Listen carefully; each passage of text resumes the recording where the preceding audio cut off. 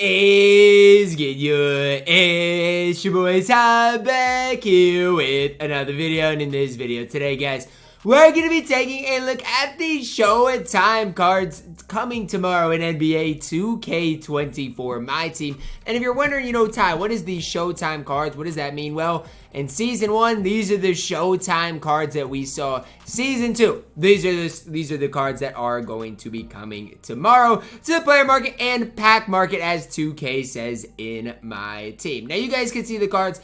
Amethyst, Aaron Gordon, Corey Maggette, and Diamond John Wall. Now, last time we saw the SHOWTIME cards, it was 3 Amis, all the same price. John Wall is probably going to be the same price as Paul George, if I did have to guess. Amis shouldn't be super expensive, just based on what we've kind of seen this season, maybe like around 110,000 MT. Starting off, guys, we're going to look at Aaron Gordon here, and as we dive into that, smash the subscribe button. We're on the road to 130,000 subscribers. Power forward, small forward for Aaron Gordon. Now, release-wise, I got to be honest with you, Aaron Gordon hasn't had a good release for multiple 2Ks. We'll see if it's still on slow. If it is, know what you're getting out of Aaron Gordon. Does have a good dribble style, basic leaner isn't good. It's one of these cards, we'll see if they update him. If they don't update him, I mean, he's not gonna be good. He's gonna be able to dunk the ball, we know that. Defensively, he's gonna be pretty stout. The problem with Aaron Gordon is that release. We talk about 3-and-D players in my team a lot. Aaron Gordon's not really that. He's more of a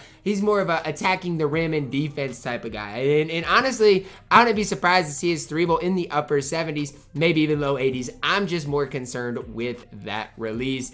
Do I think Aaron Gordon's gonna be worth his price? No. And I'd go as far as to saying I think Amethyst Scottie Pippen's gonna be better for who is 93,000 MT. And I also think Amethyst Andre Kirilenko is going to be better as well. So those are just kind of my two, I don't even know if they're recommendations, but guys that I would recommend you guys getting instead of Aaron Gordon. I don't know what the lock-in is going to be like this time around. Last time around, I think it was like every badge in the game, something like that. Not worth locking in. So if you do even want all of these cards, do not lock them in. That is my big time recommendation, unless 2K comes out with something special. Corey Maggette up next. I don't think we have a Corey Maggette card yet in my team. We don't. Let's see last year if we got a Corey Maggette card. We got 2. We got the Diamond Corey Maggette, who honestly I think the Ami's probably going to look relatively similar to. Now, probably not quite as good, but 6'6", 6'8" wingspan. Last year, he did have the D-Rob base. Mitch Richmond base, I think.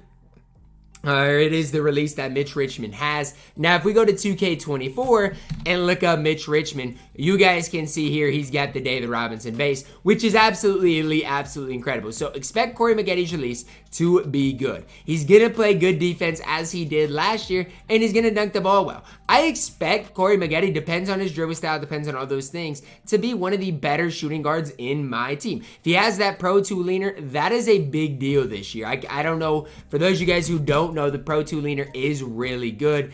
I do believe Mitch Richmond has it, D-Wade has it, Vince has it. There are certain guys with it. It is really good, especially going to that left side. So, I don't know, Corey Maggette, it's just hard for me to picture him being absolutely elite in my team, but I do think the card is going to be really solid. I do. I mean, 6'6", he has a wide player model player, but so expect him to play really solid defense. And if his 3-ball is good, I mean, I'm expecting good things out of Corey Maggette. Now, again, I don't expect him to be quite as good as that Diamond. Expect him to be a little better than this card who came out later on in the year. But if there is one thing, I hope he's got defense. Like, I don't want a Corey Maggette that looks somewhat like this with no defense. I want a Corey Maggette that's going to hold it down at an elite level in the defensive end of the court. That's my hope for Corey Maggette. And then we see the Diamond John Wall. The only John Wall card we have seen is this free agent one. He's 92 overall. The John Wall we're going to see tomorrow is a 93 overall, but I expect the card that comes tomorrow, especially 3-ball wise, to be a lot better. Now, why do I expect that? Well, when we look at the John Wall we see early on in my team, this one came out in Season 2 on October 28th last year. I expect him to be relatively similar. Not quite as good, probably, just because cards for this time in my team aren't quite as good. But it is later on in the year, about a week or two later. So, I don't know. If he gets stats like this with an 86 3-ball, good speed, lateral quickness, if he gets a 94 lateral quickness, I'll be absolutely amazed. One thing that I'm intrigued about, last year, he was 6'4". The John Wall that I just looked at is only 6'3". So, just something to keep an eye on. John Wall based on Quick is going to be incredible. Pro 3 leaner. I don't really know what that's like this year. Pro dribble style, again, I don't think that's going to be great. So this is my opinion. If John Wall gets these type of stats that he got last year, he's going to be a top point guard in the game because he's got a good release. And last year, if you look at the season 2 John Wall, he had an 86 3-ball and could get basically every shooting badge outside of limitless range in the game. And he had a great release. Again, that's what it all goes back to with John Wall. So it's going to come down to that. The big thing for me is pro dribble style is just not great. That's not going to be great. We'll see what type of playmaking badges, defensive badges he comes with.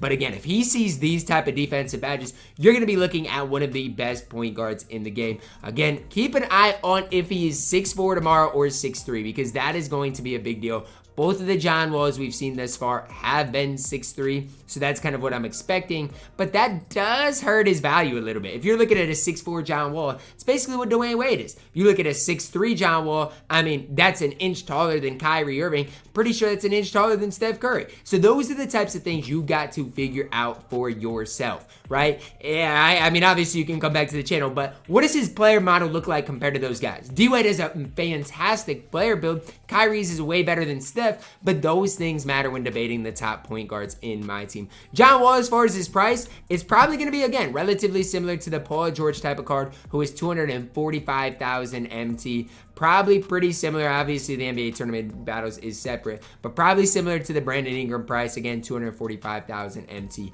I hope, this is my hope. Everybody has been 245,000 MT outside of Michael Jordan. I hope he's not 273,000 MT.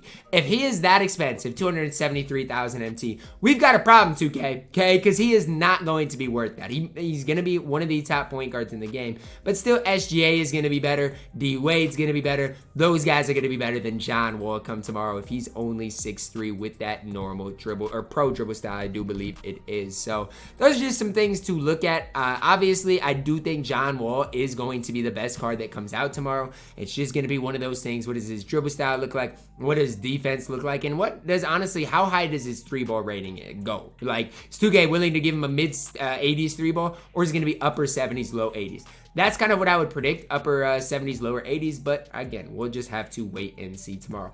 Do any of these guys, am I going to buy any of these guys on my main account? I might, but if I do, it's probably John Wall to do a gameplay. Like, that's probably what's going to happen. I don't think any of these cards are going to play on my squad. I got I got MJ, so I don't need Corey Maggette. I've got Brandon Roy, no need for Corey Maggette. Point guard position, I've got Wade. I've got Kyrie, Steph, who I really like. Maybe John Wall slides right in there. We'll have to see, but he's really going to have to be something special for me to go out of my way to buy him tomorrow. I want to know down below in the comments which of these three cards you guys are most excited to pick up and add to your squad. Further value, I feel like Corey Maggette might be the best. 6'6" wide player model. I feel like he's going to be able to do it all on the court as well. Again, we'll just have to see come tomorrow, but that is my expectation. Drop a like on the video, guys. Subscribe if you are new, and as always, man, I love you guys. Have a blessed day.